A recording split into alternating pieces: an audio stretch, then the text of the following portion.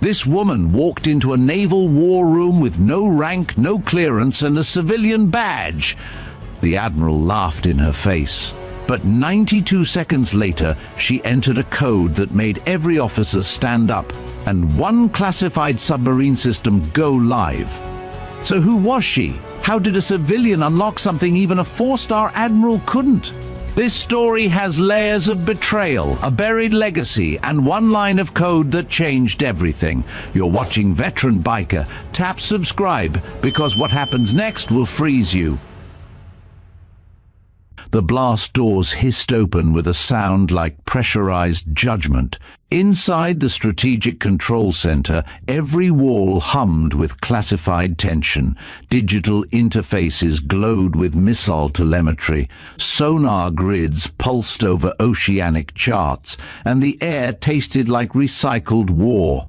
A pair of polished boots clicked across the tile. Admiral Laughlin entered with the confidence of someone who had never been contradicted inside this room. His uniform was creased to perfection. His voice, when it came, was more command than communication. Status? Simulated incursion tracking northwest quadrant, responded a commander at the primary console. Redacted scenario 7B active. Submarine Regulus is mid-pattern. Prep countermeasure alignment, alert echo chain. Then, like an unscheduled whisper breaking through thunder, the side door opened. She stepped in quietly. No uniform, no rank insignia, just a civilian badge clipped to a dull grey lanyard and a small black satchel slung over one shoulder. Her boots were not spit-shined, her eyes were sharp, but not searching. They had already measured the room. A second passed, then two. Laughter, not from humor but from habit, rolled from the Admiral's throat. "You must be lost, ma'am. This isn't a museum tour." The chuckles from surrounding staff were soft but obedient. The woman didn't blink. "Marisol Rivera," she said simply. "Level 9 civilian clearance. Emergency consult directive. Project Omega, chain bypass." The Admiral's smile didn't vanish, it stiffened. "Level 9, you say? That's adorable." She didn't respond. A young tech, Elias, shifted behind his screen. He leaned slightly, eyes narrowing at the badge dangling at her chest. Something about the formatting wasn't standard. The barcode shimmered strangely under the console's light. "I'm going to need you to step outside," the Admiral said, not unkindly, but firmly. "We're in the middle of a highly classified readiness drill." Rivera didn't move. She held out a folded authorization sheet. The Admiral didn't take it. "I said, Admiral," she interrupted, voice steady as steel. "Your simulation is about to trigger a real-world protocol it can't disengage from. In 43 minutes, this room will lose command access to S-Nav Regulus." Dead silence, then a snort. "And how exactly do you know that, Miss Civilian?"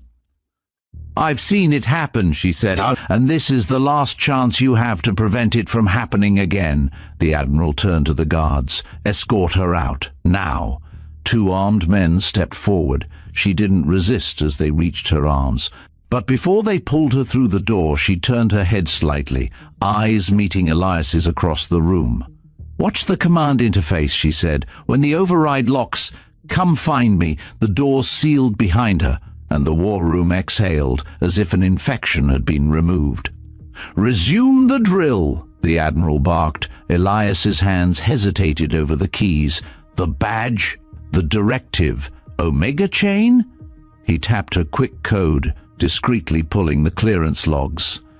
The system showed nothing abnormal, but the timestamp of her entry had already been logged with an anomaly, a phantom handshake protocol buried 5 layers deep in the system.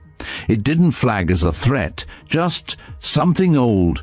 He copied the data fragment and saved it under a private key.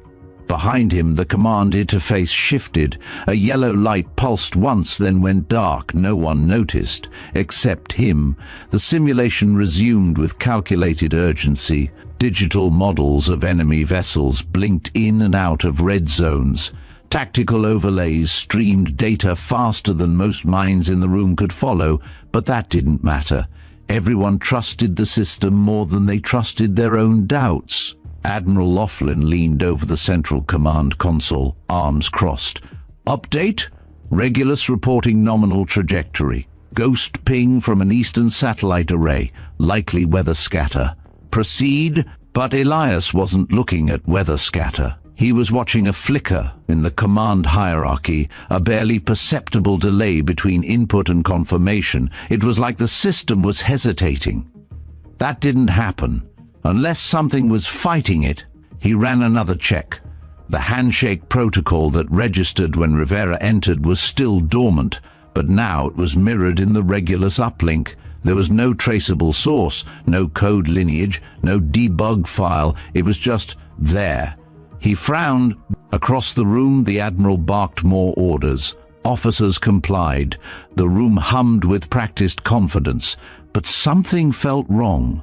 Elias tapped a silent alert to his supervisor. No response. He clicked into the diagnostic sublayer, normally inaccessible mid-simulation, and triggered a passive system scan under the radar. The scan wasn't for threats. It was for integrity, confirmation that the command pathways were still under control. It returned a warning. Authority chain, partial decoupling, code Omega lockout, possible his breath caught. Code Omega. That was legacy level, decommissioned. The kind of thing buried in contingency files no one read anymore. He hesitated, then tapped into the archive logs. Every request returned restricted, authorization required, except one. A file labeled failsafe. F0 9 times blinked for half a second before vanishing. He stared at the screen. It didn't make sense. Nothing labeled F0 9 times should exist, unless... His memory flared. Marisol's badge, the strange shimmer, the way her voice didn't argue but declared, not with force, but certainty. Elias looked over at the Admiral, who now stood with both palms on the console, his voice rising. Execute fallback pattern Delta. Regulus has incoming phantom pings from Quadrant 6. Reactivate counter sonar. The primary console lit red, unable to comply. Pattern locked. Override required. The Admiral's brow furrowed. What? The system pulsed again. Access denied. Authority conflict detected. Officers looked at each other.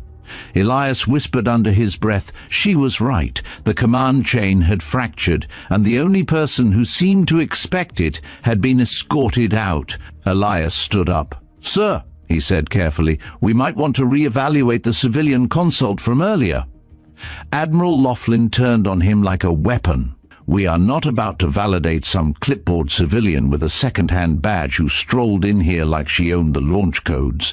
But, sir, Elias pushed, the system isn't rejecting her. It's accepting her at a deeper level than anything in our clearance tiers. The lockout we're seeing, this isn't sabotage, it's a rewrote. The Admiral narrowed his eyes. Are you saying she triggered this?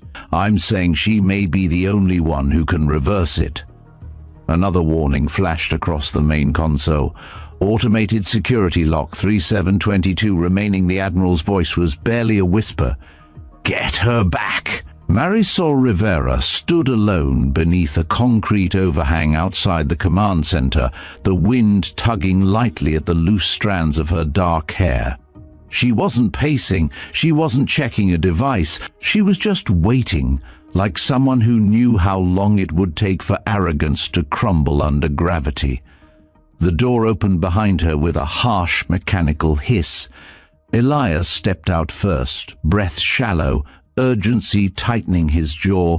Two guards followed, less combative this time, more confused. Miss Rivera, Elias began, but she cut him off with a look. It's happening now, isn't it? She asked. He nodded. 36 minutes left on the countdown. The system flagged Omega lockout. Admiral Laughlin wants me back inside, she finished.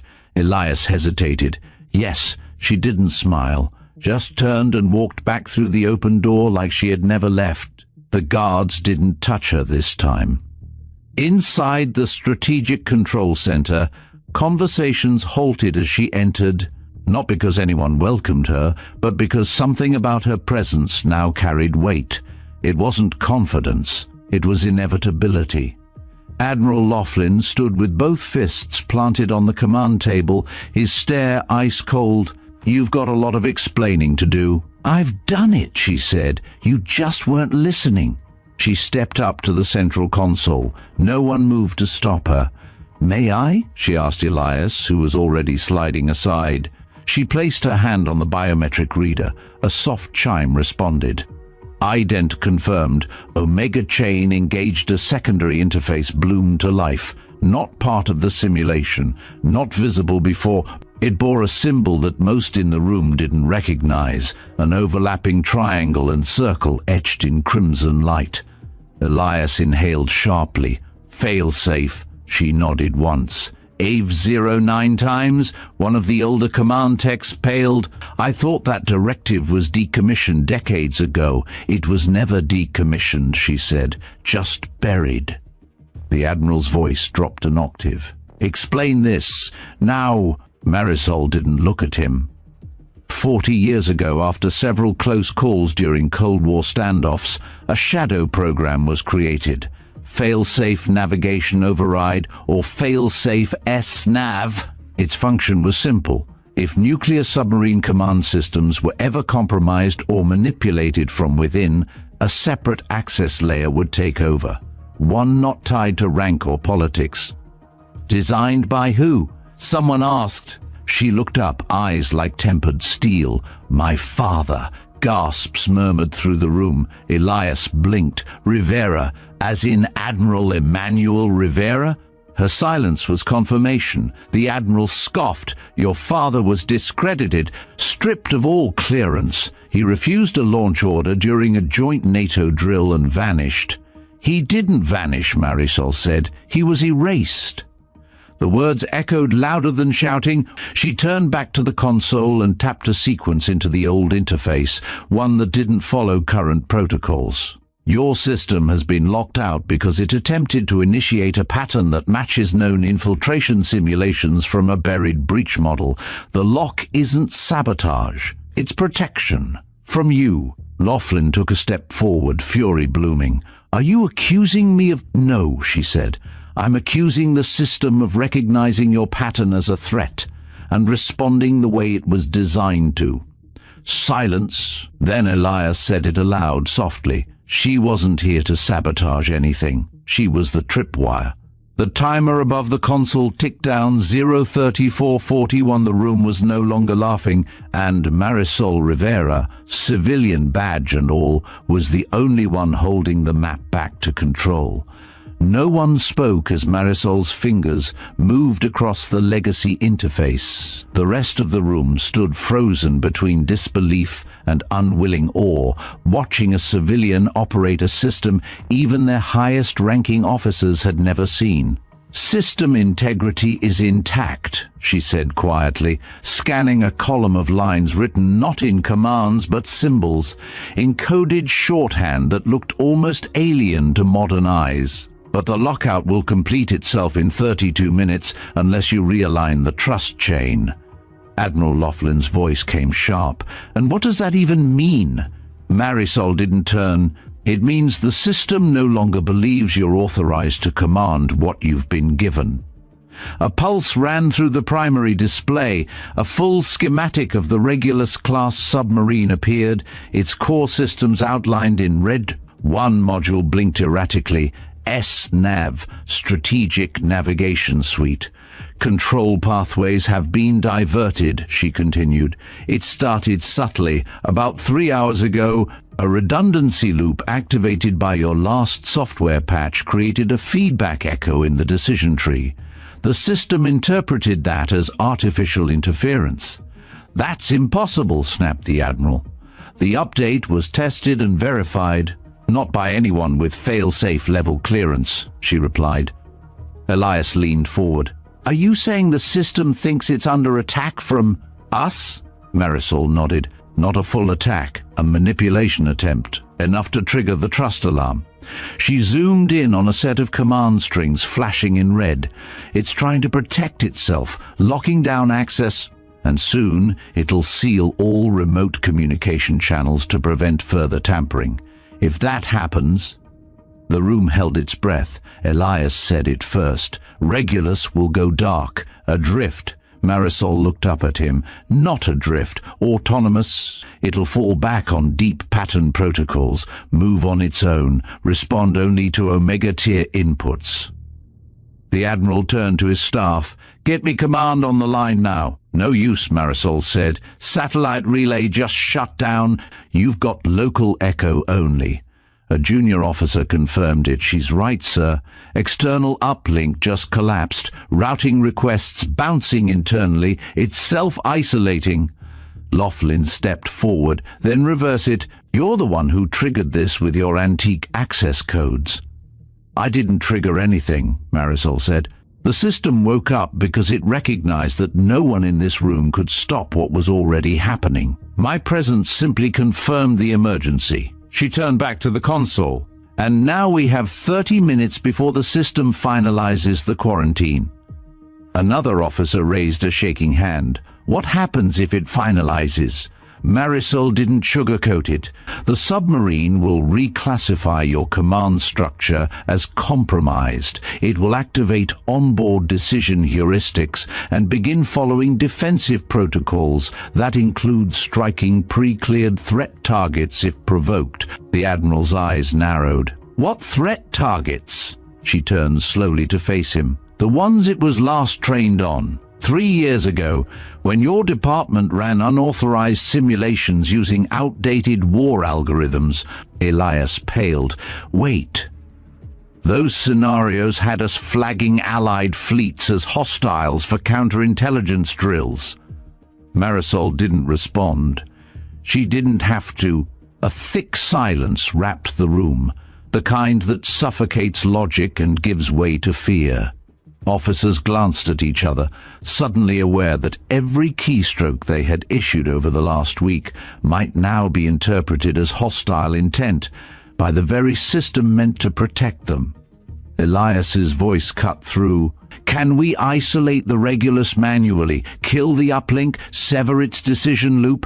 Marisol shook her head. "Not from here. You'd need physical access to the vessel's onboard command module, and unless someone wants to fly out into the middle of the North Pacific in the next 28 minutes, that's off the table." A low murmur of quiet panic began to rise behind them.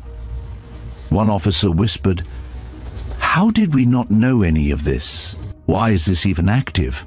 "Because you weren't meant to know," Marisol replied calmly. "Failsafe protocols weren't designed to obey chains of command. They were built to override them, silently, irrevocably, when institutional blindness became a liability." She turned toward the holographic layout of Regulus now projected on the wall. "Your update 3 days ago injected a machine learning layer designed to streamline response times. But the codebase had fragments from deprecated Cold War logic, a known vulnerability. The moment the ship ran a predictive threat model that labeled Allied patterns as potential decoys, the failsafe core identified the manipulation as internal corruption." "And then?" Elias asked.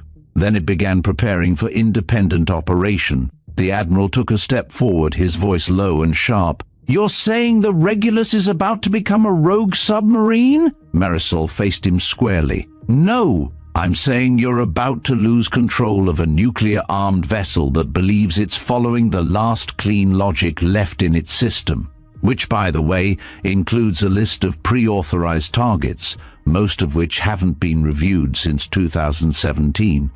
The Admiral exhaled through his nose hard. "Then why are you still talking? Fix it." "I'm trying," she said, eyes narrowing.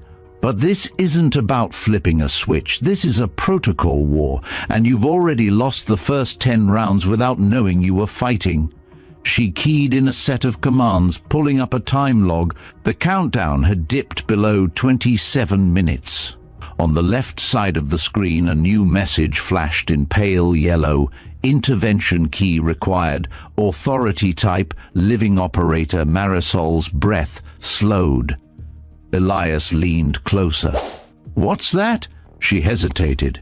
"It means the system's fallback requires verification from a living operator who was part of the original authorization sequence, and only one remains." She didn't finish the thought. "Elias did. You." She nodded. "But there's a problem," she continued. "The key is biometric, but it also requires sequence confirmation. Not a password, a behavioral pattern. Like a passphrase? No, like a decision." The Admiral crossed his arms. "You're not making sense." Marisol looked at the screen. "The system doesn't want a command. It wants proof. It wants to know I'm still the person they built the protocol for. That I'd make the same choice again." Elias tilted his head. "What choice?" Marisol's face went still.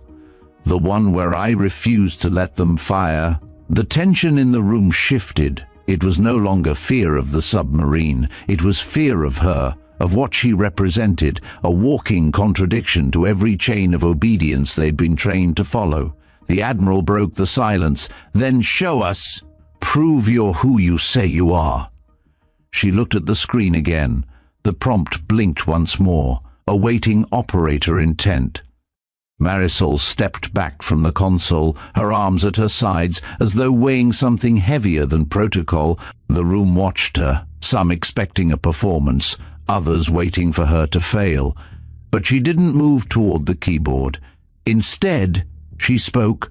"When I was 19, I was stationed aboard a classified observation vessel operating off the Kamchatka shelf. We intercepted a ghost ping, unknown origin, masked signature, deep frequency. Command flagged it as a submerged drone swarm, possibly hostile." She looked at Elias, then at the others, but it wasn't. It was a cluster of decoys, buoys made to simulate sonar returns, drifting in a civilian migratory channel. The system flagged them wrong, and the operator on deck was ordered to fire. Elias asked quietly, "Was that you?" "No," she said, "not yet." She turned back to the screen. "My father was the one who stopped it. He delayed the launch by 78 seconds, long enough for a secondary scan to confirm the false flag. He disobeyed a direct chain of command firing order to save lives." She let the silence stretch. "They stripped his clearance 2 days later. Within the month he was gone. Heart failure, they said. But I read the files. I found the erased memos."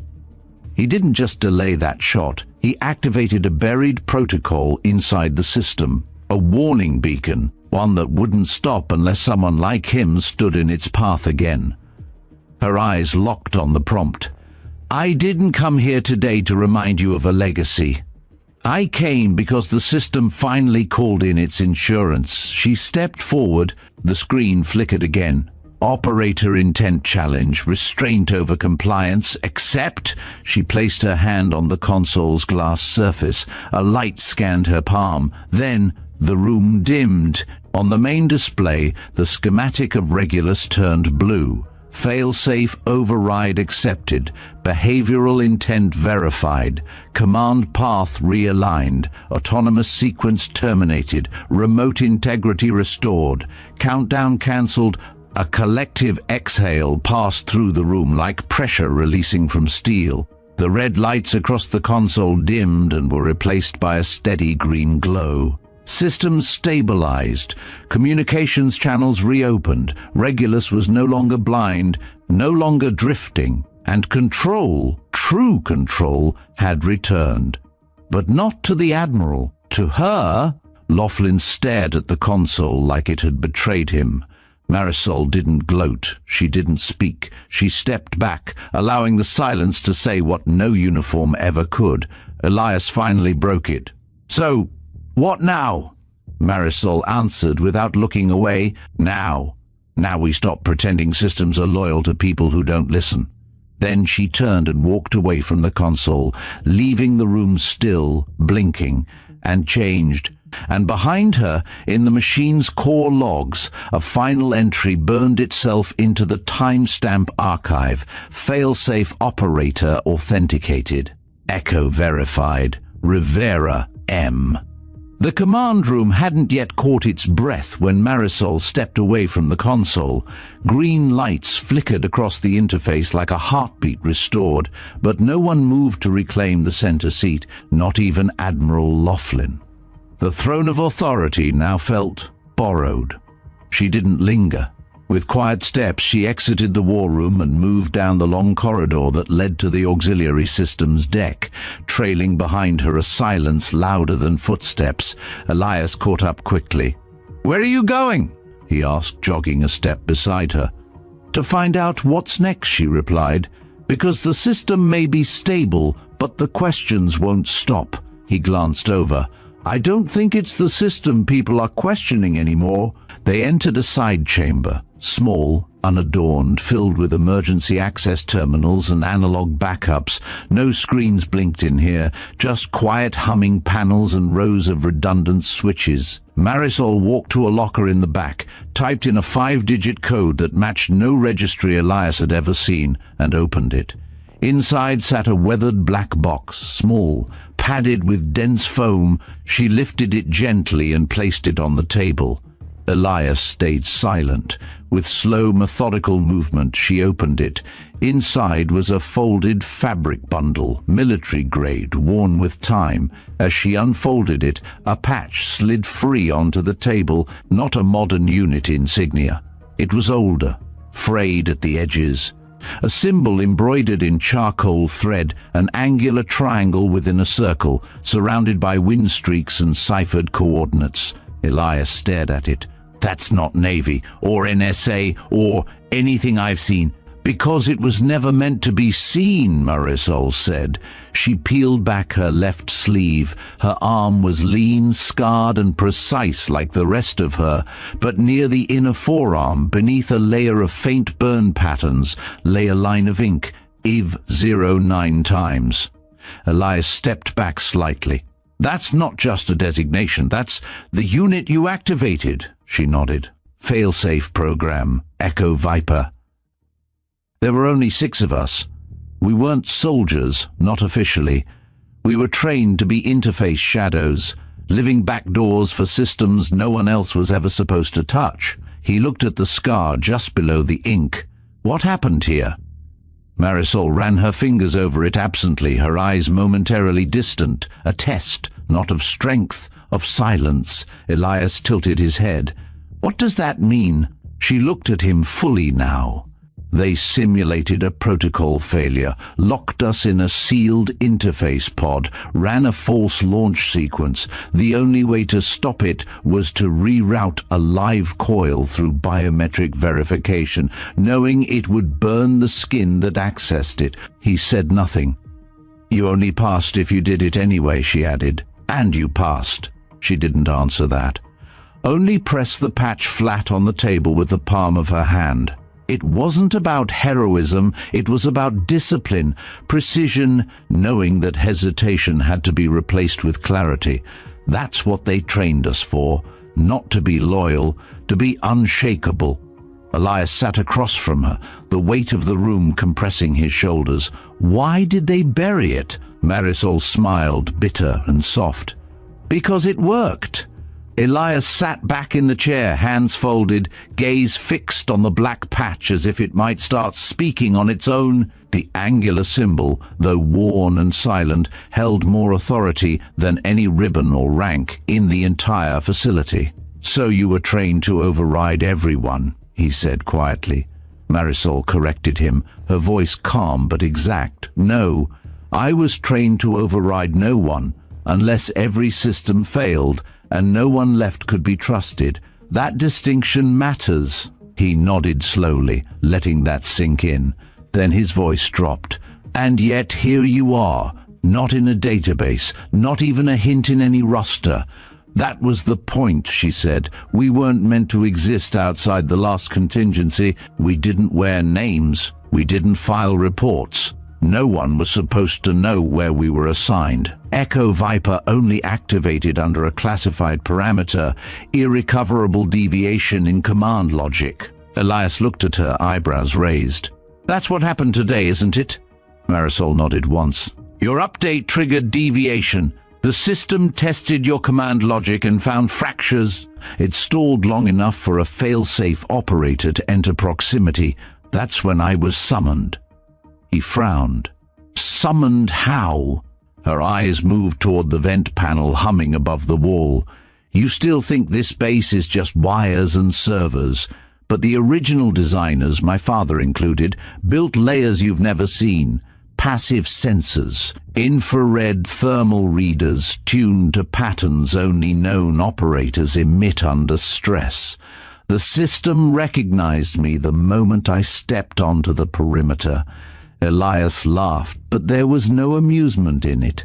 So all this time you've been walking around with an invisible key no one even knew existed.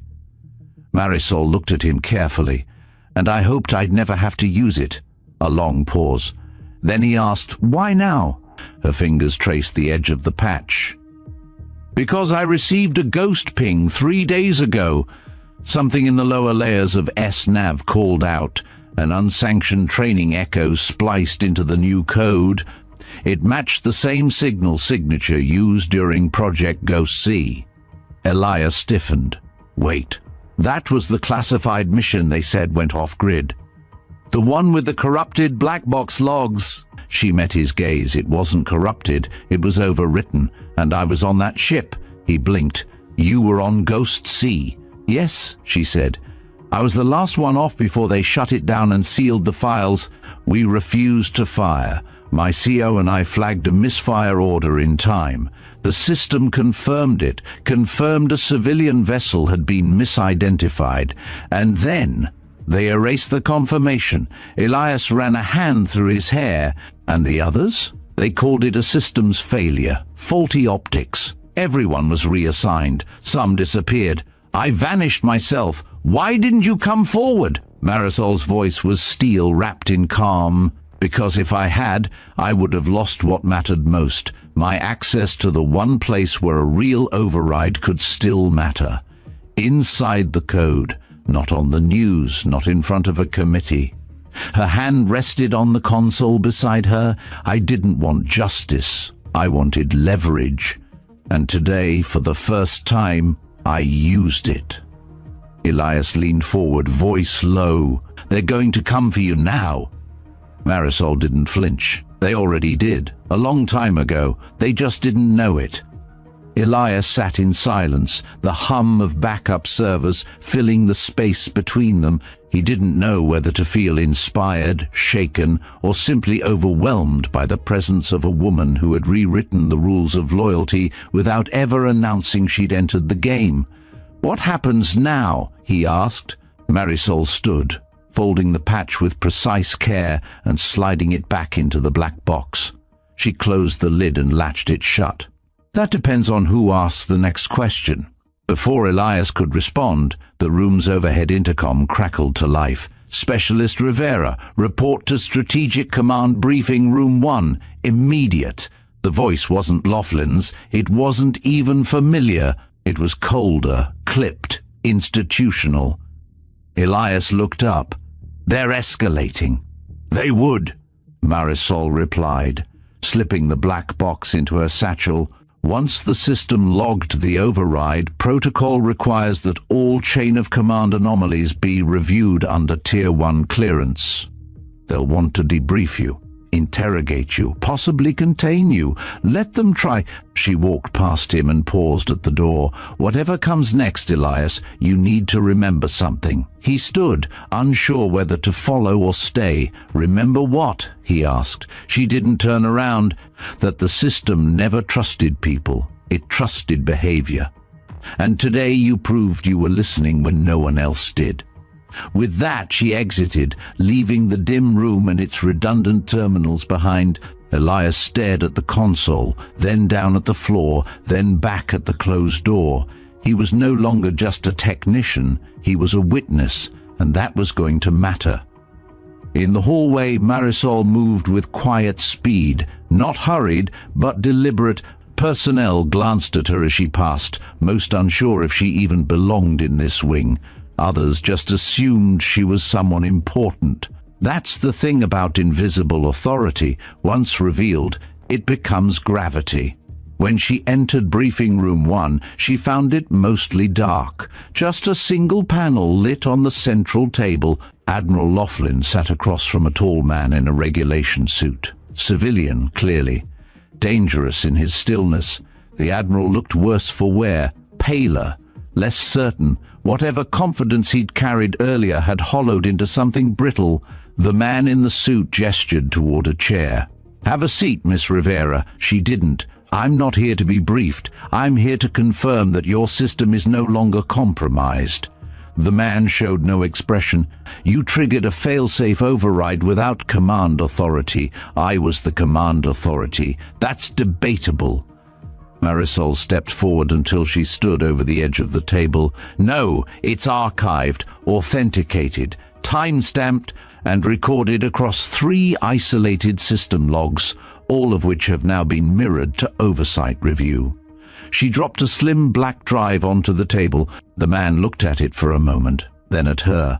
"We're going to have to examine your clearance trail." Marisol met his eyes without flinching. "You'll find it starts before this building was constructed." He didn't blink. "And if we find anomalies, then I suggest you define that word carefully.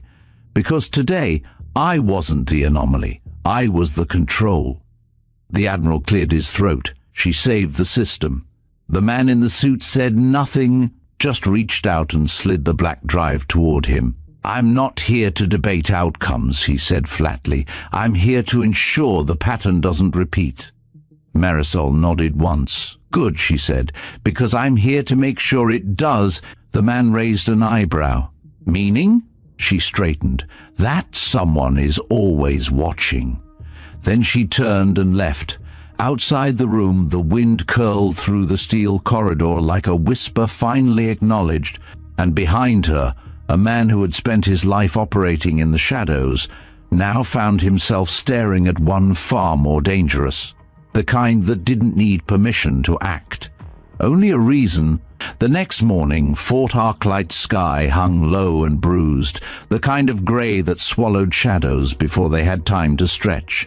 In the command wing, the tension wasn't just ambient, it was engineered. Everyone knew something seismic had shifted, but few knew what. Marisol Rivera stood in the viewing room above the launch simulation deck, alone. Below her, a team of junior officers rehearsed a reauthorization sequence for the Regulus class control model. Their movements were sharp, rehearsed, but hollow. She watched them for 30 seconds and saw every flaw: wrong cadence in the backup alignment, too much trust in the pre-scripted override cue, no verification of data chain integrity. It was all choreography, no intuition. "They're mimicking authority," she said aloud, not understanding it. A voice behind her agreed. "They never trained for the real kind." She turned. Elias stood in the doorway, uniform now traded for civilian fatigues with a plain security lanyard. His expression was clearer than yesterday, calmer, like something inside him had been set in motion and refused to stop. "They pulled me off diagnostics," he said, "told me my clearance is pending review. Translation, I'm being watched." Marisol nodded. "You should be," he smirked. "For backing you up? For knowing where to look when the lights started flickering." She motioned him forward and gestured toward the simulation deck. "What do you see?" Elias folded his arms, scanning the room. A team executing what they think is protocol, repeating pre-cleared sequences without questioning the logic. "And," he frowned, "they're not verifying, just reacting." "Exactly." Marisol stepped away from the glass. "Yesterday proved the danger isn't in who controls the system, it's in who stops questioning it. That's where decay starts." They left the viewing room and descended toward the lower-level access hall, passing 2 security gates without so much as a glance from the guards. Her presence now carried clearance that didn't require scanning. It was logged somewhere deeper, somewhere even oversight didn't fully reach. Outside the central archive room, a tall figure waited. Admiral Laughlin. He looked less like a symbol of naval command today, and more like a man who had slept under a weight he couldn't shake off. His hands were clasped behind his back. His tone, for once, was level. "Specialist Rivera, Admiral—" His eyes went to Elias briefly, then back to her. "I wanted to say something."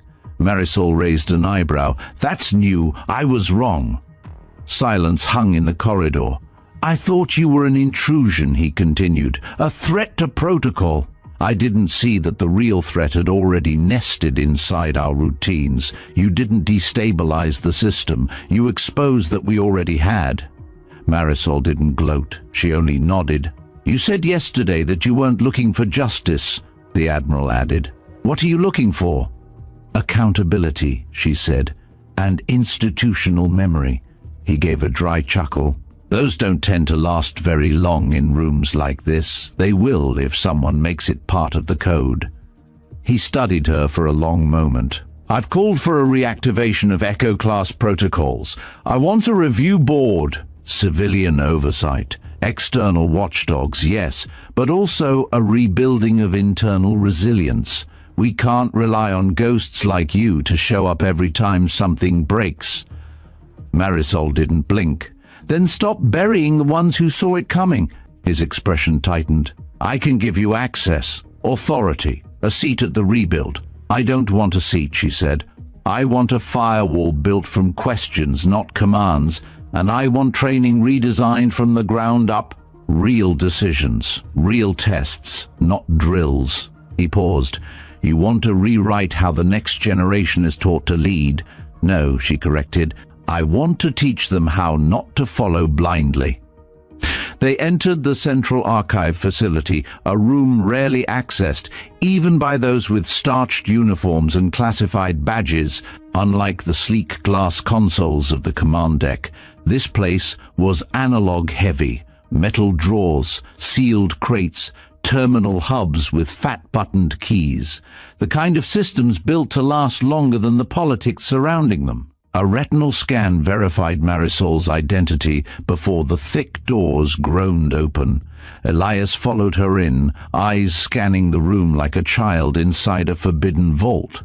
"This is where they keep the dead files," he said. "No," Marisol replied. "This is where they bury the ones that could have saved lives." She moved through the rows until she reached a locker marked Echo VPR. Tier 0, black. With a quiet key sequence and a press of her palm, the drawer slid open. Inside, 6 separate folios, each bound in black, marked only with a number. "I thought there were only 5 others," Elias said, stepping closer. "There were," she answered. "This one's mine." She pulled the folio labeled 014 and set it on the steel table in the center of the room. When she opened it, pages that hadn't seen air in years flexed in protest. Diagrams, mission debriefs, psychological load reports, handwritten annotations in her own cryptic code. And near the back, a single line of text printed in red operator challenge record. Completed under silent conditions. Elias hovered behind her, careful not to breathe too hard. "What's that mean, silent conditions?" Marisol flipped the page. "It means no backup, no overrides, no observers, no possibility of extraction if I was wrong. It was the final test." He stared at the entry. "You passed." She looked up. "I shouldn't have had to." The air between them grew denser, weighed by truths once sealed behind encryption and oath. Elias leaned in. "Why show me this?" "Because you need to understand what you're helping rebuild," she said. "This wasn't just a secret unit. It was a hedge, a living protocol. They trained us to be the question inside the system, the one that could interrupt inevitability." He nodded slowly, then frowned. "And if you hadn't been here this time? I don't know," she admitted. "Maybe Regulus would have executed a full autonomous defense routine, maybe a chain reaction, maybe nothing. But the fact that none of you could predict it, that's the failure." Elias sat down across from her. "So what's the next step?" She closed the file and rested both hands on it. I need the original Echo Viper framework reinstated, publicly, but not by name. I want the methodology taught. Embedded in training, every naval AI protocol must now carry a logic disruptor, an ethical circuit, something that listens before it executes. That's not going to be an easy pitch, he muttered. I'm not pitching it, she said. I'm implementing it. He raised an eyebrow. With what authority? She pulled a slim silver data stick from her coat and placed it on top of the folder. Its surface bore a tiny emblem: triangle, circle, wind marks. This is a standing directive signed by Strategic Joint Command 21 years ago.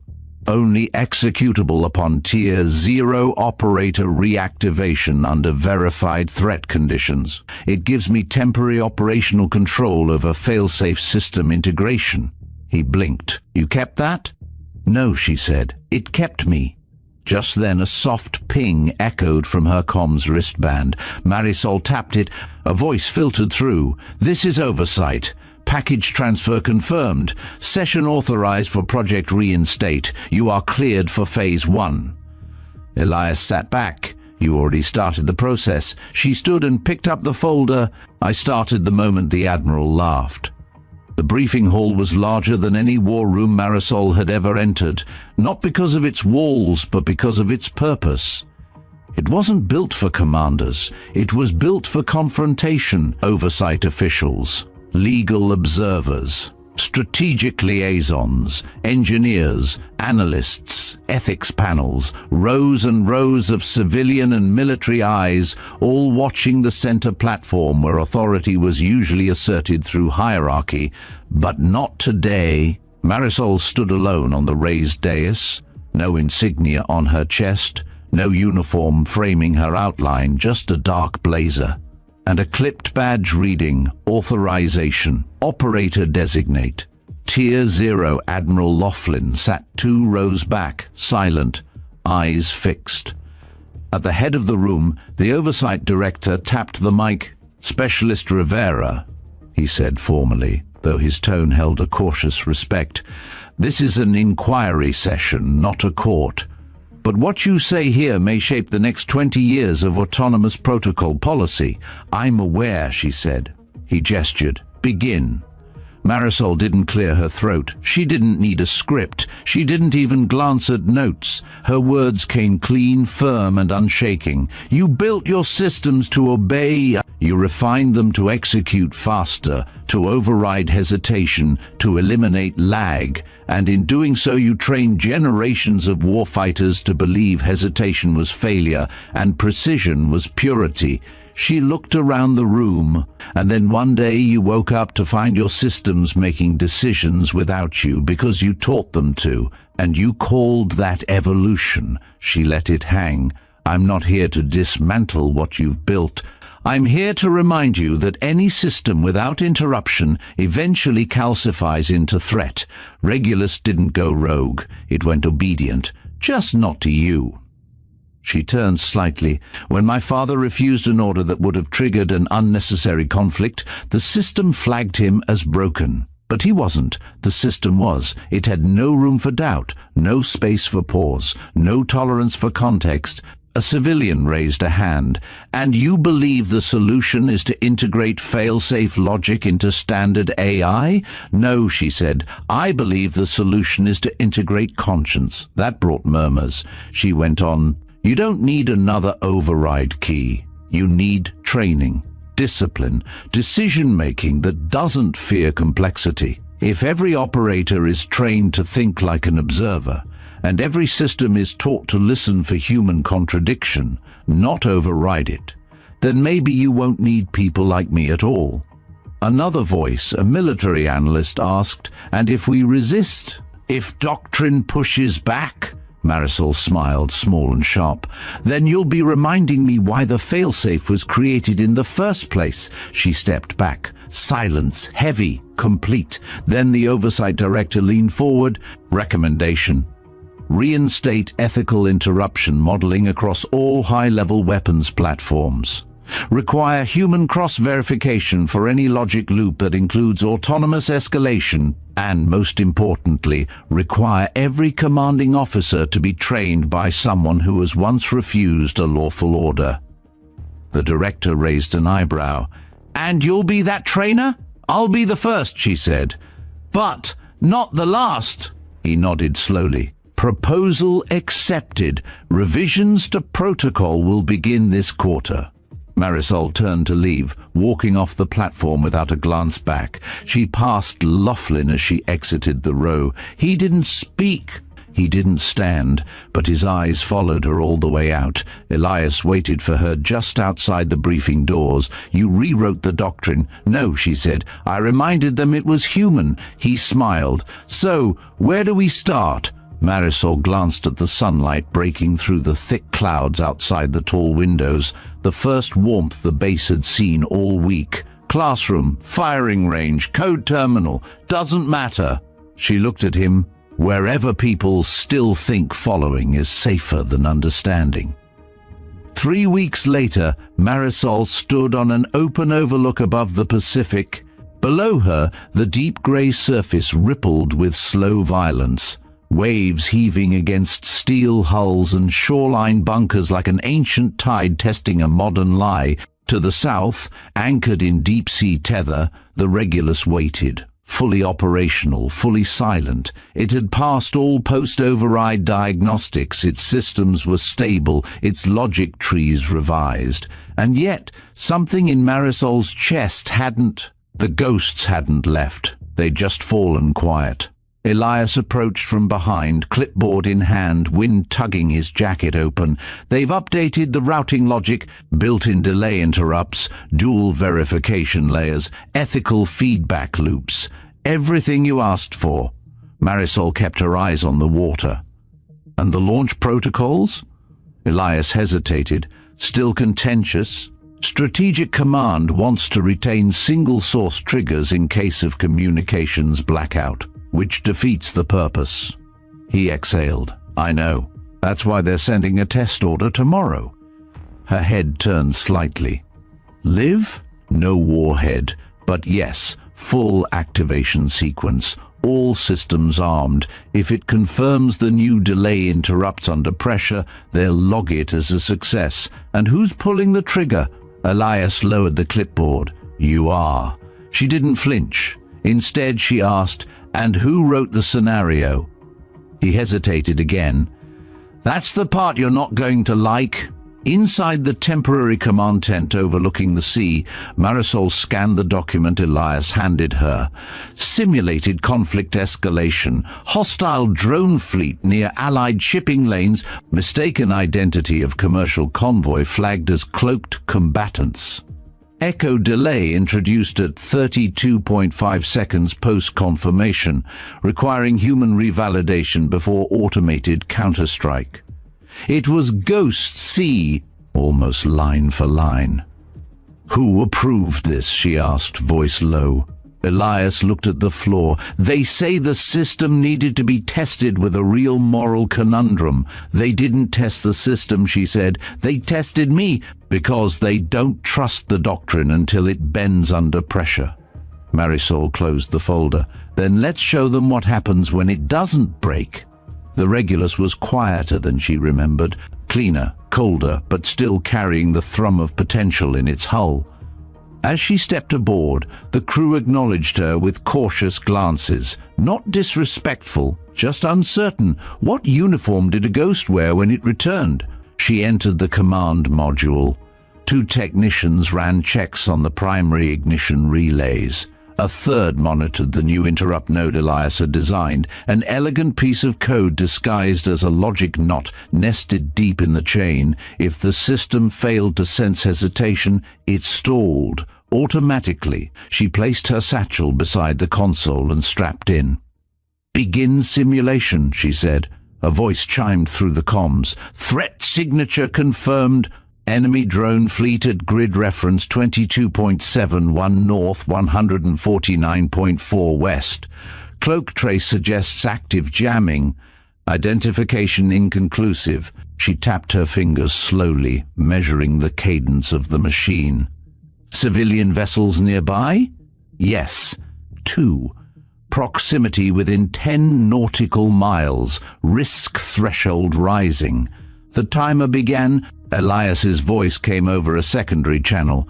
Command wants a reaction by T-minus 90 seconds. We're at 64. She said nothing. She watched, listened.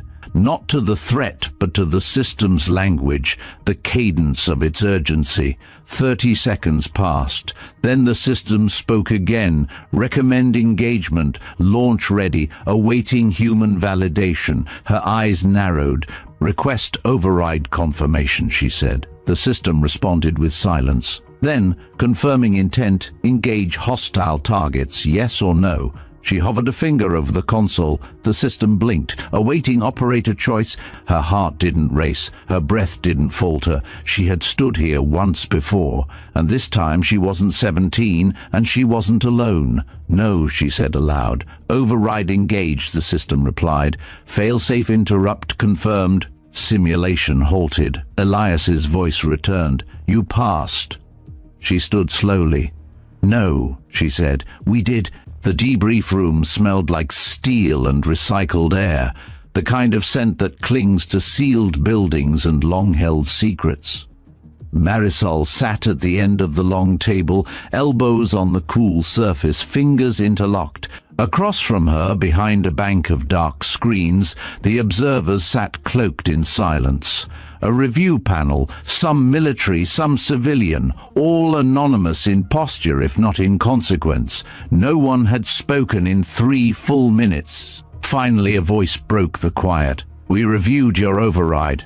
Marisol didn't respond. She didn't need to. It was clean, the voice continued. Predictable even. You followed logic to the point of maximum restraint. Another voice, lower, more clipped, followed. Some would say too restrained. She tilted her head. Is that a problem? In wartime, it could be. Marisol let the silence return for a moment, then said evenly, You didn't ask me to simulate war. You asked me to simulate judgment. Another pause. Then a third voice joined, calmer, older. Operator Rivera, were you aware that Strategic Command uploaded a silent escalation at the 35-second mark? She turned her head slightly. Yes, I found it in the diagnostic subthread before ignition, a conditional loop that would have reflagged the hostile signature after rejection, forcing a second prompt, this time with a false timestamp. You didn't call it out, the voice said. I didn't need to, she replied. I disabled it. A murmur passed behind the darkened glass. Chairs shifted. Someone cleared their throat. The first voice again. Do you understand how deeply you are now embedded in the chain of decisions that shape the next generation of deterrence? Marisol's hands never moved. I was embedded long before you asked that question. Silence again. Then the older voice. We have no further inquiries. The door behind her opened with a hiss. Elias waited on the other side, brow furrowed with held-in worry. You're clear? He asked. Marisol nodded. They won't admit it, but yes. They tried to corner you with that escalation loop, didn't they? She nodded again. A test within the test. Bureaucracy's favorite trick. Did they expect you to trigger it? No, they expected me to miss it. That way, they could blame the code, not the doctrine. Elias walked beside her as they entered the hallway, sterile and humming with infrastructure. They're not going to give this up easily, you know. I'm not asking them to give anything up, she said. I'm asking them to stop pretending invulnerability is the same thing as integrity. They reached the elevator. As the doors closed, Elias leaned against the wall. You know what's strange? What? I think they're afraid of you. Marisol looked at her reflection in the brushed steel panel. They should be, she said, not as a threat, but as the consequence of being heard. Later that evening, she stood at the edge of the launch bay, watching technicians recalibrate the satellite link tower beside Regulus. The wind off the ocean cut sharp and clean through the deck plating, but she didn't move. Laughlin approached from behind, slower than before, not with suspicion, but wait. "Operator Rivera," he said. She didn't turn. "Admiral," he came to stand beside her. "You refused a strike today. Again. And you logged it." "Yes." "Did that bother you?" He took a breath. "No. It reminded me of something I forgot, that the greatest power we hold is in when we choose not to use it." Marisol gave a small nod, her eyes still on the ocean. "Then maybe we're getting somewhere." The message came at 3:12 hours. Encrypted, signature masked, marked directive access, immediate. Elias found it first, routed through a mirror node buried behind one of the base's deprecated firewall logs. Whoever sent it hadn't wanted it to be seen, unless you were looking for ghosts. He woke Marisol with a single word. "It's him." Within minutes, they were both inside the auxiliary operations bunker. The lights buzzed to life slowly, revealing rows of legacy consoles and patchboards. Marisol took the seat at the far end, the one her father used to sit in during midnight simulations, back when the real work happened between failures. Elias slid the decrypted message onto the primary console. Marisol read it in silence. "I told you someone was watching," she said. Elias didn't reply. He was too busy tracing the packet's signature. Whoever sent this didn't just have access. They had deep keys. Tier 0 root strings embedded in the very core of the failsafe directive chain. It wasn't oversight, it wasn't military, it wasn't even external. It was inside the system. The message itself was short. "You interfered with a scenario designed to verify strike loyalty. You have been flagged. We will reset the chain. You are not part of the new strategy." Elias exhaled. "They're going to erase the failsafe layer." "No," Marisol said, standing. "They're going to bury it again, like last time. Make it a myth. Make me a myth." He looked at her. "And what do we do?" She turned toward the back of the room and opened a locker that hadn't been touched in over a decade. Inside sat a single hard case sealed with 3 independent locks. She keyed in the codes, one she hadn't spoken aloud in years. The lid hissed open. Inside was a compact transmitter, black, shielded, old, analog-digital hybrid, meant to broadcast not over military frequencies but civilian rescue relays, the kind of frequency no one dared jam. Elias blinked. "You're going public?" "No," she said. "I'm going verifiable." She pulled a second object from the case, a worn dog tag on a silver chain. Not hers, his, her father's. She held it for a second, then attached it to the transmitter's encrypted relay port. "What is that?" Elias asked. "Proof," she said. Before he died, he encoded his last full mission log into this tag. It was meant to be keyed only through a failsafe uplink, but now that I've activated the full operator chain again, it's live. She keyed the relay. A quiet chime confirmed the transfer. On the screen, a new file tree opened. Video sensor logs, command orders, and one chilling audio file, dated precisely 21 minutes before the Ghost Sea blackout. "This is Operator Emmanuel Rivera, confirming multiple non-combatant heat signatures in the corridor. I repeat, this is a civilian channel. I am requesting immediate abort.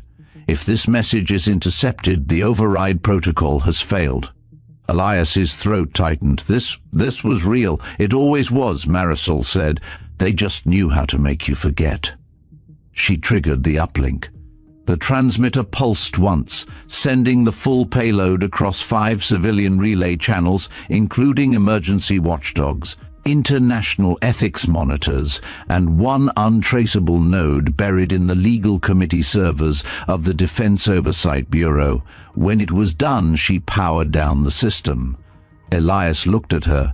"What happens now?" She met his eyes. They tried to make silence part of the chain of command. She closed the case. "I just broke that chain. The fallout came faster than expected."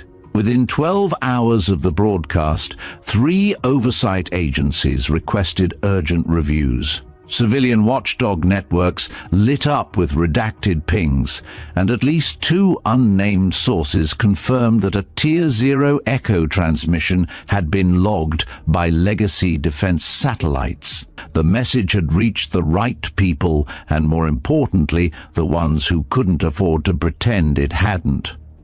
By the following day, the simulation logs from Regulus were subpoenaed, so were the failed strike scenarios from the Ghost Sea mission. The Defense Ethics Review Board convened under emergency protocol for the first time in 13 years, and at the center of it all, Marisol Rivera. She didn't speak to the press, she didn't step into interviews, but she kept showing up at training simulations, at code audits, at ethical warfare symposiums, always calm, always measured, and always watching. Inside Fort Arclight, the ripple effects were unmistakable. The automated launch protocol, once streamlined for speed, was now force-interrupted by an inserted logic node nicknamed the Rivera Pause, a formal subroutine that forced systems to re-evaluate initial intent against shifting context. Operators were trained not only in threat engagement, but also in decision stalling, interruption recognition, and situational contradiction. In other words, they were trained to ask again. Elias had been promoted to head of ethical systems integration. His first action? Mandating that every command simulation included at least one scenario where disobedience was the correct outcome. He'd insisted on calling that module Echo 1. When Marisol asked why, he'd simply said, because it was the first time the system echoed a conscience instead of a command. One evening, as the sun dropped behind the range towers, she found herself standing alone again, this time not on a launch deck but in the center of a training field. Fresh recruits ran timed sequences behind her, their drills echoing across the steel walls. None of them recognized her, and that was how it should be. Admiral Laughlin approached from the observation platform, his uniform crisp again, his gait slower than before. "You made your point," he said. Marisol didn't turn around. "I didn't make it loud enough." He stepped beside her, watching the recruits. "You cost some very powerful people their control." She finally glanced at him. "No, they lost it when they stopped earning it." He gave a tired nod. "They want you to testify next month. Senate subcommittee. Full record unsealed. I'll be there. They'll try to pivot it, make you a symbol of loyalty, turn restraint into a press package." Marisol smiled faintly. "Let them try. Symbols don't shake systems. Habits do." He looked at her a long moment. "You think any of them will really change?" "No," she said, "but the next generation might." A long pause. Then he asked quietly, "Do you ever miss being invisible?" She turned back toward the field, watching a cadet adjust their stance, slow their breath, and hold fire. "I still am," she said, "but the code isn't." He smiled, not with arrogance, but something older, like respect. Then he walked away. And she stayed, because this was what she'd fought for. Not applause, not authority, but a moment of pause before someone pulled the trigger. The file was old, older than most digital formats still in circulation, and it didn't open without resistance. Marisol sat in the encrypted archives lab, far beneath Fort Arclight's public access floors, working from a terminal so deeply shielded that even its power source had to be run through analog converters. No Wi-Fi, no satellite uplink, just wire and glass and dust. She had waited years to unlock it. Elias stood nearby, not watching her screen, but reading her face. And what he saw there wasn't triumph, it was reverence, pain, and something heavier, like legacy worn as armor. "What exactly is in there?" he asked. Marisol didn't look up. Everything they made him forget. The data cache came from her father's final encrypted backup, one the system had buried under 6 levels of redundancy and false trace. Until now, it had remained dormant, masked as a corrupted boot sector on a training module hard drive. Only after the Rivera protocol had been activated and authenticated could the deeper lock be broken. And now it was open. She scrolled through a list of indexed entries. Mission 014, Deep Silence, Operator Test, No Fire Override, Ethical Cascade Failure. Simulation B, Transcript, E. Rivera Final Interview Unrecorded, Directive Conflict Log, Operation Ghost C. She selected the last one. The file opened to reveal a real-time voice recording. Not reconstructed, not a transcript. His voice, alive in the grainy hum of subship acoustics. Operator Emmanuel Rivera, Echo Viper Tier 0. Final timestamp reads 3:12 GMT. We have contact. Non-combatant trace signatures confirmed on Sonar Pass 4. Requesting mission abort. Threat pattern inconclusive. Possible intel corruption. Awaiting response. A long pause followed, then a flat processed voice. Cold. Command line sharp. Abort denied. Target reclassified. Proceed as planned. A beat of silence. Then her father again, softer now. They're going to blame this on us, on hesitation. But what they really fear isn't delay, it's being wrong with proof. The log ended there. Elias swallowed hard. He knew, he said. Marisol nodded, and they made sure no one else ever would. She opened the secondary folder, transcript, final interview, unrecorded. It wasn't a typical log, no name attached to the interviewer, no metadata, no encryption signature, just text. She scrolled halfway through before stopping. I know this format, she whispered. Elias leaned in. What is it? This isn't just a transcript, she said. It's an auto-interrogation record, generated by AI review of behavioral drift. You mean they interrogated him with an algorithm? No, she corrected. They judged him with one. She scrolled to the bottom. It ended with a single note. Recommendation. Strip clearance. Initiate procedural memory freeze. Classify operator as cognitive threat. Archive all anomalies. Execute silence protocol. Elias stepped back. They killed him because he saw something the machine couldn't process. No, Marisol said. They killed him because he taught the machine to pause, and that terrified them more than anything. She tapped one more folder. Cascade model. 20-year predictive loop. Inside, a branching diagram bloomed outward across the screen, showing ghost data from the very moment her father refused the launch. The simulation didn't end in failure, it ended in peace. But it had been flagged statistically incompatible with authorized deterrence narrative. That, more than anything, sealed his fate.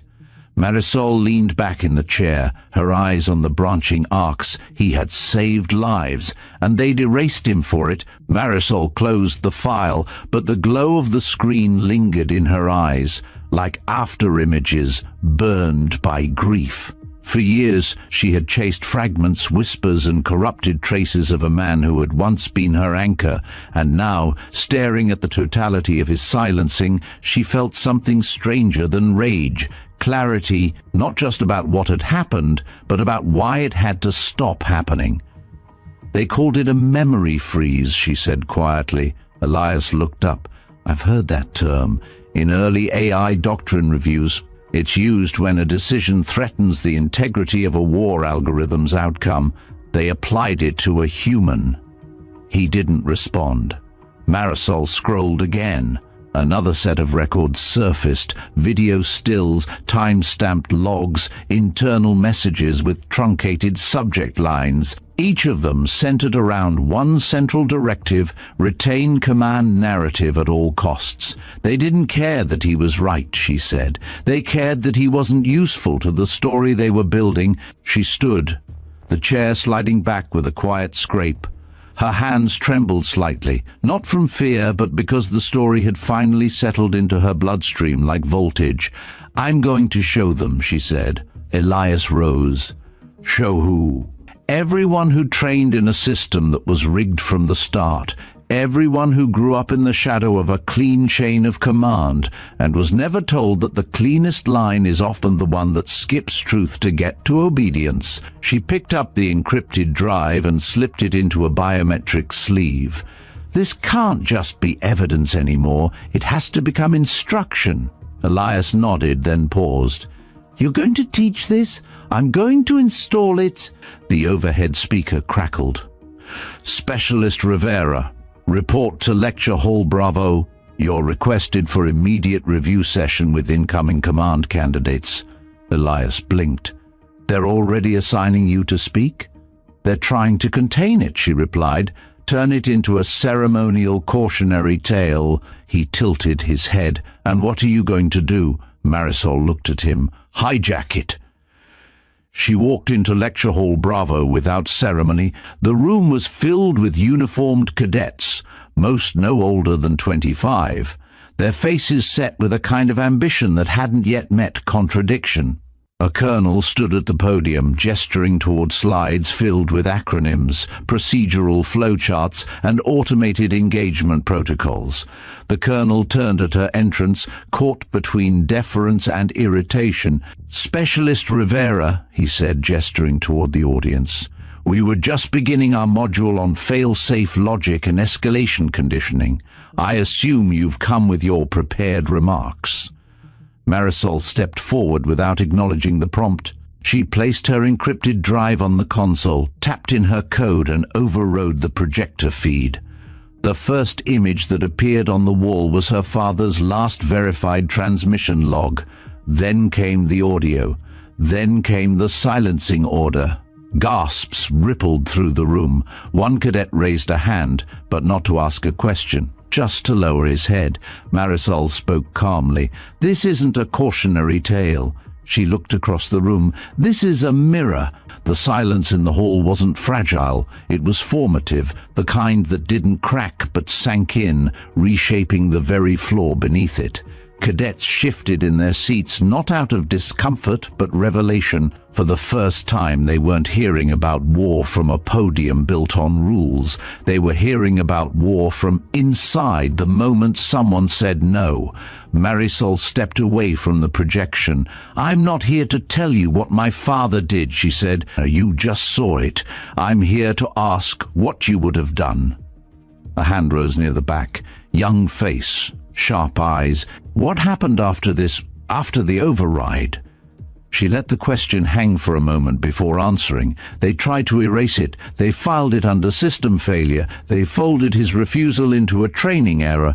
And when that wasn't enough, they shut down the program entirely.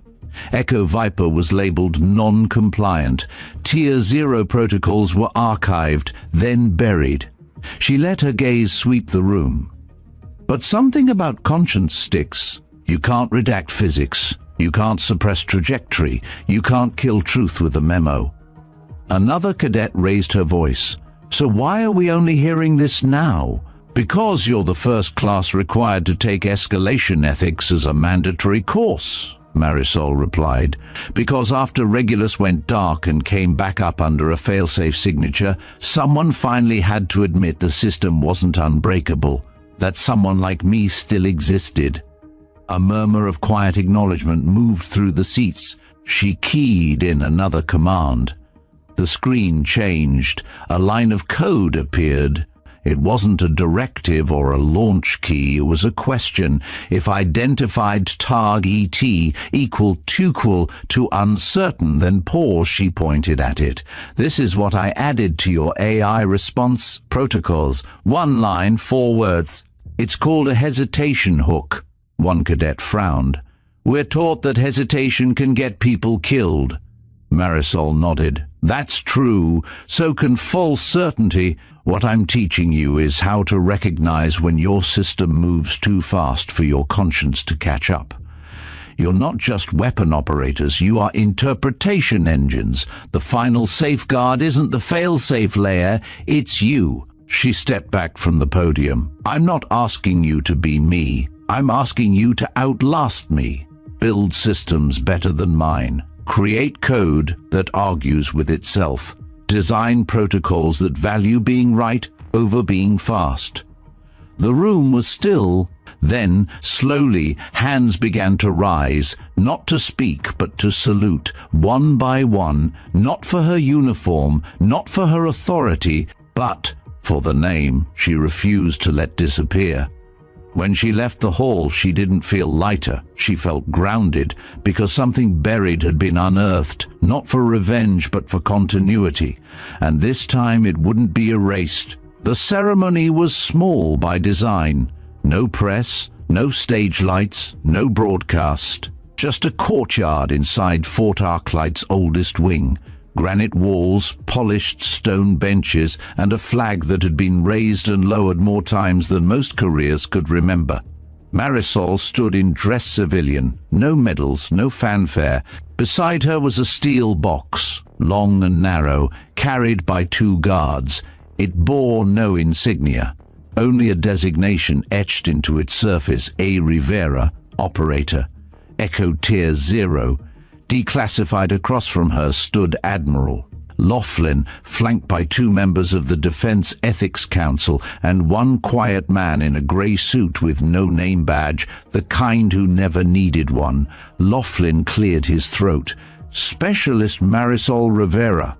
For actions taken in protection of civilian integrity, for verified override during active engagement protocol, and for the exposure and correction of a critical historical omission, this board recognizes your contribution as beyond precedent. She remained still. The Admiral continued. Accordingly, we are here to issue 2 acknowledgements, 1 public, 1 permanent. He stepped aside as the Ethics Council representative took his place. In accordance with the Restoration Clause of Executive Directive 71B, the Defense Department hereby reinstates the operational record of Emmanuel Rivera, formerly stricken from all active rosters under silent procedure. The man in the grey suit stepped forward and opened the box. Inside, a nameplate, a folded ribbon citation, and 1 medal. Faded bronze, the inscription dulled but legible: United States Department of Strategic Defense Bravery under contextual conflict. With honors, the council member lifted the citation.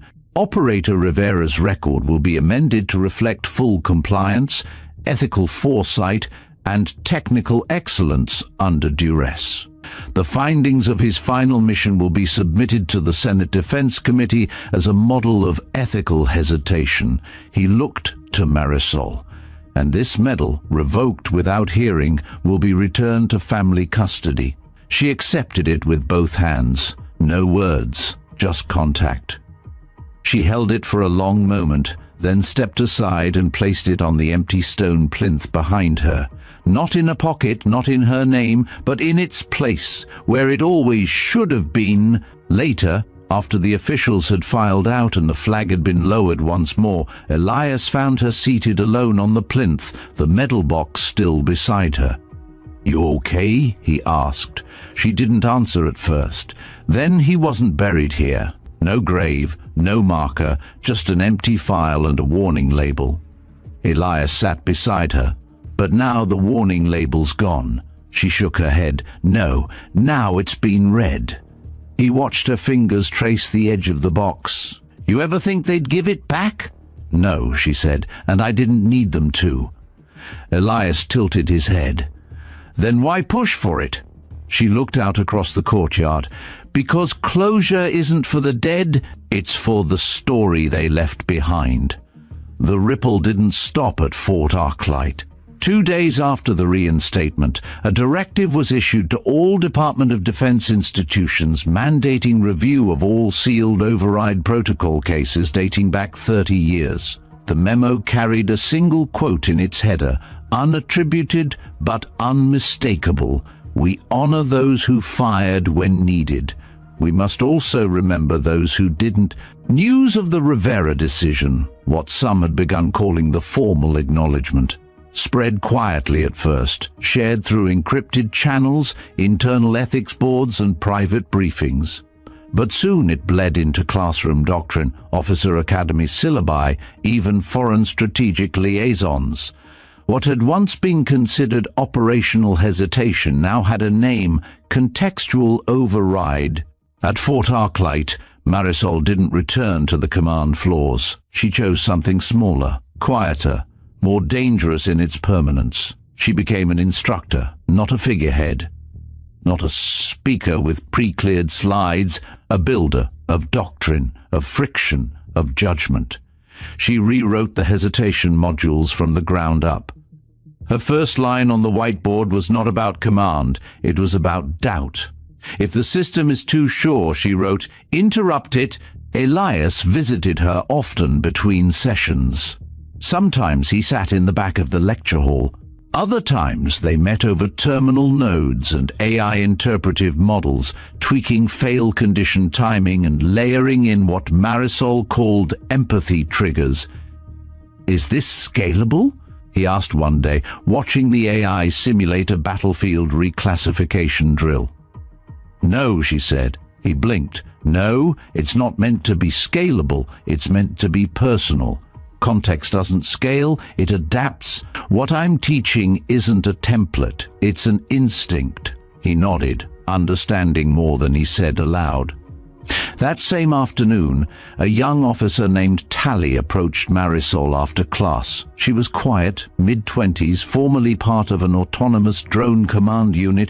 I've been taught my entire career to override my discomfort, Tally said, to follow timing, not feeling. Today was the first time I was asked if I felt anything. Marisol studied her carefully. And what's your answer? Tally hesitated. Then I did. I just didn't know I was allowed to listen to it. Marisol offered her a small nod. You are now. Tally left the room standing a little straighter. Elias, watching from the doorframe, smiled. That's how it spreads. It has to, Marisol said. The systems will always evolve faster than the humans inside them, so we teach the humans to slow it down, not to win time, but to win truth. He looked at her then, truly looked, and saw not the myth others whispered about in halls, not the rogue agent or the legacy name, but someone who had fought harder for pause than most ever would for power. You ever miss it? He asked. The silence, the anonymity? She considered it. I miss not being watched, she admitted, but I don't miss being forgotten. The official request came through weeks later, unsigned, unadorned, but unmistakable, to Rivera MRE. Legacy Archive Activation Request, Tier 0 Addendum Purpose, Upload Revised Operator Protocol to Training Ledger for Preservation and Long-Term Institutional Access. Status, Awaiting Confirmation. She stared at the message for a full minute. There was no ceremony in the request, no plaque waiting, no televised signature, just a line, upload or decline. Marisol opened the directory labeled EV0 9 times. Inside were her mission logs, her override record, the hesitation triggers, even the original Rivera pause script Elias had converted into code. She hovered over the upload button, not because she doubted it, but because once she pressed it, there would be no more edits. It would be set in doctrine, immutable, the final shape of what she'd fought for. She looked out the window, watching a new class of cadets march across the northern field, still sharp, still structured, but slower now, measured. Their instructors had built in pauses between transitions, teaching not just how to follow orders, but when not to. She clicked, upload, complete. The system replied with only 2 words. Echo recorded. She closed the terminal and stood. Outside, the sky was turning, light breaking through a high cloud line, the kind of sky that didn't promise clarity, but allowed it. Elias met her on the stairwell. They confirmed? He asked. She nodded. Your protocol is officially part of the next officer cycle. Marisol smiled, not for the first time, but for the first time without pain behind it. Good, she said. Then maybe I can rest. Elias grinned. Rest? You? She raised an eyebrow. Don't get used to it. They walked across the yard together in silence, not because there was nothing left to say, but because some victories are best carried quietly, in the pause between one command and the next. Weeks passed. Then months. But the impact didn't fade. It diffused. Quietly. Persistently. Cadets who once memorized escalation chains now debated hesitation logic in mess halls. Instructors who had dismissed emotional latency in decision-making began assigning Rivera protocol breakdowns as required reading. New AI development teams started inserting something radical into their code trees: ambiguity tolerance, not perfection, but progression. Marisol didn't return to a command post. She didn't take a chair on the oversight board. She declined every televised profile and refused every medal they tried to send through internal mail. Instead, she chose a different kind of presence. Each quarter, she entered a room of fresh candidates, officers, engineers, drone operators, policymakers, and she told a version of her story that began not with systems or simulations, but with a man who refused to fire. She never said his name until the final slide. Then she let silence do the rest. One day, Elias found her outside the lecture building, seated under a plaque newly affixed to the courtyard wall. It bore no image, just an inscription. When the code ran too fast, she paused. For M. Rivera, and all who chose to ask before obeying. He sat beside her. "Do you ever think the system will forget again?" he asked. She didn't look at him. "No," she said, "because now I've taught it how to remember." Maybe the most powerful thing she ever did wasn't refusing the command. It was teaching the system how to pause, and sometimes that pause, just one moment of resistance, can save an entire generation. Marisol Rivera's story ends here, but the questions she left behind about obedience, conscience, and memory are far from over. So now we ask you, if it were you in that moment, would you have said no? Let us know in the comments. We read every single one. And if you believe in stories like this, about honor, sacrifice, and those who defend what's right from behind the scenes, don't forget to subscribe to Veteran Biker so you never miss what's coming next. Thanks for watching, and we'll see you in the next story, right here on your screen.